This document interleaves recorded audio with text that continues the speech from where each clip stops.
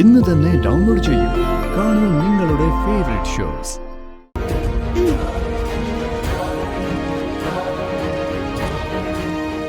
വന്ദനമ്മേ, ഈ പടം ഒന്ന് വരച്ചു തരോ? വന്ദനമ്മേ, ഈ പടം ഒന്ന് വരച്ചു തരോന്ന്. നാളെ സ്കൂളിൽ കാണിക്കുള്ളതാ.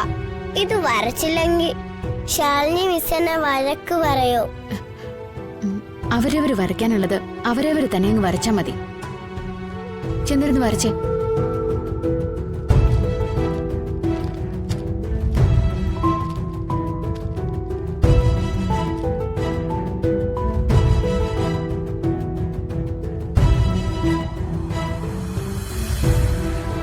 എന്തു പറ്റി മോളെ?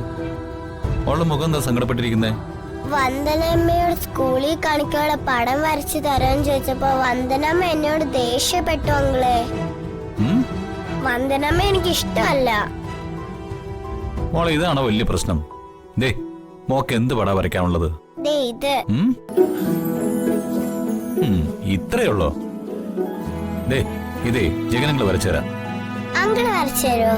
ഉറപ്പായിട്ടും. മോളെ, മോള് കിടന്നുറങ്ങിക്കോ. നാളെ നേരം വിളിക്കുമ്പോ ഈ പടം അങ്കിള് വരച്ച് മേശപ്പുറത്ത് വെച്ചിരിക്കും. സത്യം? സത്യം. ദേ, മോള് ധൈര്യമായിട്ട് കിടന്നുറങ്ങിക്കോ. Thanks uncle.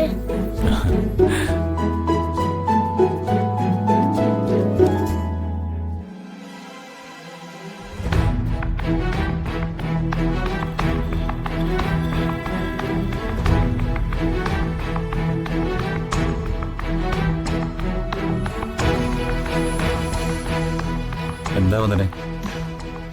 വർഷയെ കാണാൻ പോയിട്ട് വന്നപ്പോ മുതൽ ഞാൻ ശ്രദ്ധിക്കുക. അവിടെ വല്ല പ്രശ്നമുണ്ടോ? ഏയ്, ഒന്നുമില്ല.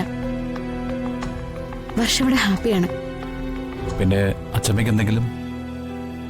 ഇല്ല, അച്ഛമ്മ ഹാപ്പിയാ. അച്ഛമ്മ അവിടെയുള്ളത് വർഷയ്ക്ക് വലിയൊരു ആശ്വാസോ. പിന്നെ എന്താ വന്ദനയ്ക്ക് പറ്റിയത്? ഒന്നുമില്ല ജഗൻ, വർഷയോടൊന്ന് മനസ്സ് തുറന്ന് സംസാരിക്കാൻ പറ്റിയില്ല എനിക്ക്. അതെന്താ?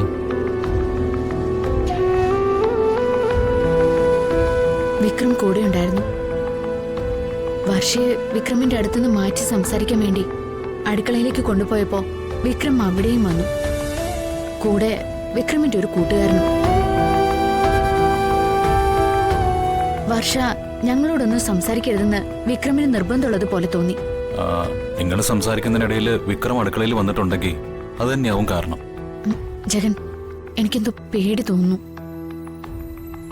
വർഷയ്ക്ക് എന്തെങ്കിലും ആപത്ത് വരുമെന്നുള്ളൊരു ഭയം. വന്ദനെ, വെറുതെ ഓരോന്ന് ആലോചിച്ച് ടെൻഷൻ അടിക്കണ്ട. വർഷയ്ക്കൊന്നും വരില്ല. സമാധാനമായിട്ടിരിക്കും.